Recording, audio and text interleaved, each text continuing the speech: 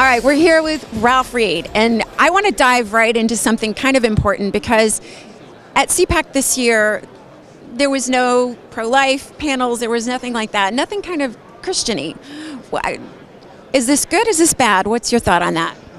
Well, you know, I would. That's probably a question better directed at the organizers of CPAC. But I spoke in a general session, and I mentioned life, I mentioned marriage, I mentioned family, and the focus of my remarks was on the Arizona Religious Freedom Bill, which unfortunately Jan Brewer vetoed last week. I understand, you know, her reasons because of the controversy, but I thought it was unfortunate. And so certainly in terms of a general session, those issues were highlighted. But, you know, I'd like to see them highlighted more all the time because I think they're winning issues and I think they're really important issues. You know, what makes America great, you know, in the end is not its vast wealth or its armies or its navy or its military strength or power.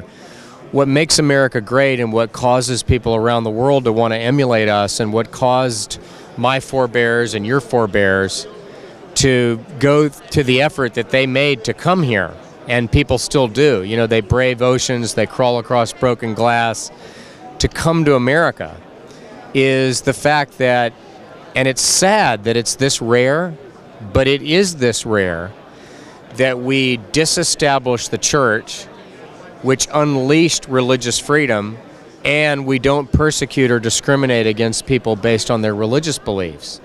And if you lose that religious freedom, you lose a lot of the greatness of America. So part of the thing on our side, the conservative movement, they are trying to get away from social issues. Is that a good thing? Is that a bad thing? Well, first of all, I don't think you really can. I mean, you know, look at what happened on Obamacare. You know, the Obamacare would not have passed the House of Representatives if they hadn't given the so-called abortion fix to Bart Stupak and some of the pro-life Democrats. And think about what is, I'm not in the prediction business when it comes to court decisions, but think about the provision in Obamacare that is most in danger right now. It's the so-called HHS Mandate that requires religious charities and businesses to provide health care services that violate their conscience and contradict their religious faith. And whether or not the courts overturn that or not, but right now, that's entirely possible. Now, why is it likely to get overturned?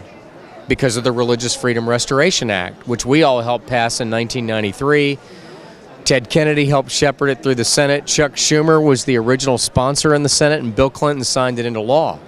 So there's no way to get away from these issues. Life, marriage, religious freedom, they never go away. So if they're not going to go away, and if you're going to have to deal with them, why run from them? I mean, just plant your feet, stand and fight, and make it clear where you stand. And I think what people at the conservative grassroots are getting a little tired of is how come somebody like Joe Biden or Barack Obama is proud enough of their stand on same-sex marriage that they'll say it on Meet the Press or ask Robin Roberts to fly down from New York and get a special interview so that he can advertise where he stands. But too many of our guys, they run for the tall grass even when the question comes up. So, and they answer it for us. When we don't speak for ourselves, they're going to tell people who we are if we don't define ourselves. So my advice to people is, you know, look, I'm not saying you have to run on those issues. I think you ought to run on the issues that voters care about. And in 2012, the issues that the voters cared most about were jobs, the economy, health care, and, you know, spending, federal spending. So run on those issues. But when these social and moral issues come up, they matter to millions of people, and you shouldn't look like you have a hunted look in your eye. You ought to answer them proudly. You don't run away. My question is, I look at Hollywood and the media, and I see what the agendas that they push. And what they're trying to do is they're trying to make evangelical Christians and religious people believe that they're in the minority and that their values are in the minority when that is absolutely not true. Right. But what they're trying to do is establish a fact that you guys are irrelevant. Well, what that's doing, I think, is it's causing, which we saw a bit in the 2012 election, a lot of people stayed home and they didn't bother to vote. Now, how are we going to change and motivate those minds and get the evangelicals back to the ballot box so that they understand that they have to get out there because this is the future? Well, look, there definitely were evangelicals who didn't vote. Yeah, But there were also African Americans who didn't vote. that's true. And there were young people who didn't vote. And there were women who didn't vote. But he still won. He won, but there were 950,000 fewer African Americans who turned up in 2012 than showed up to vote for him in '08. So a lowering tide lowered all boats. Yeah. The electorate in 2008 was 133 million. In 2012, it was about 129.6 million. So there were about 3.4 million fewer voters. The fact is that in 2012,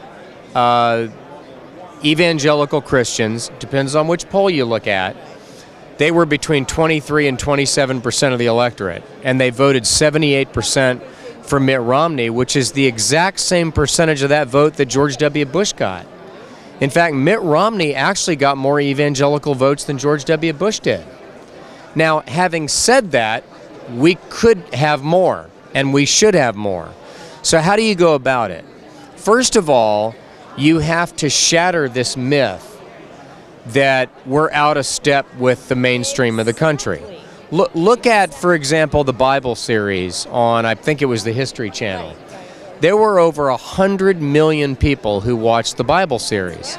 The Son of God was number 2, almost the number 1 movie in the country. It was within about $3 million of the number 1 movie.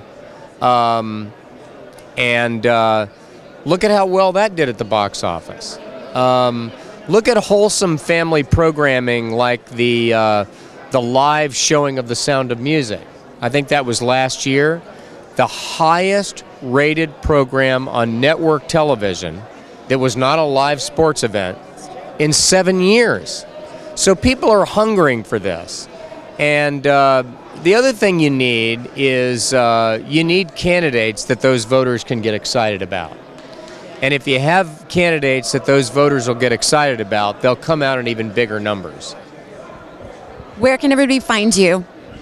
They can find me at Faith and Freedom Coalition, which is ffcoalition.com. They can also go to ralphreed.com, but if they go to ffcoalition.com, they'll see everything that Faith and Freedom Coalition is doing. We now have 800,000 members in over 400 local chapters, 32 state organizations all over the country. I was in Michigan this week organizing the Michigan Faith and Freedom Coalition. Big U.S. Senate race out there this year. We'll be in every key U.S. Senate race, governor's race, congressional race, and state legislative race in the country. Thank you so much.